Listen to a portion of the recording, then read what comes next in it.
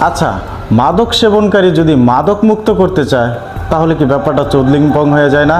ঠিক তেমনি করে আমাদের কেরানীগঞ্জের ভালো মানুষগুলা এগুলাকে ঝামেলা মনে করে নীরব থাকে। তখন মাদক সেবনকারী মাদকের বিরুদ্ধে কথা বলে, জুয়াখোররা জুয়া মুক্ত করতে চায় আমাদের কেরানীগঞ্জকে। ঘুষখোররা ঘুষের বিপক্ষে কথা বলে, সুদখোররা অন্যকে সুদ থেকে বিরত থাকতে বলে। সব মিলে আমাদের কেরানীগঞ্জটা এখন চোদলিংপং হয়ে আছে। এখন বলেন, এগুলাকে সমাধান করার জন্য এই দল সেই দল ভোট দিতে বলে আমাদের। তাদেরকে যদি এখন ভোট দেই, এগুলি কি সমাধান হয়ে যাবে? না, কখনোই না। এগুলো ঠিক করতে হলে প্রতিটা সমাজে সমাজে উদ্যোগ নিতে হবে। প্রতিটা সমাজে এদেরকে ডেকে এনে প্রকাশ্যে শাসন করতে হবে। কথা না শুনলে সমাজ থেকে বের করে দিতে হবে।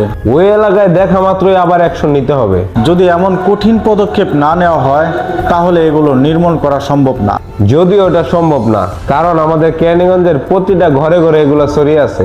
এখন এগুলো সমাধান ভাবাটাও চোদলিংপং হয়ে আছে।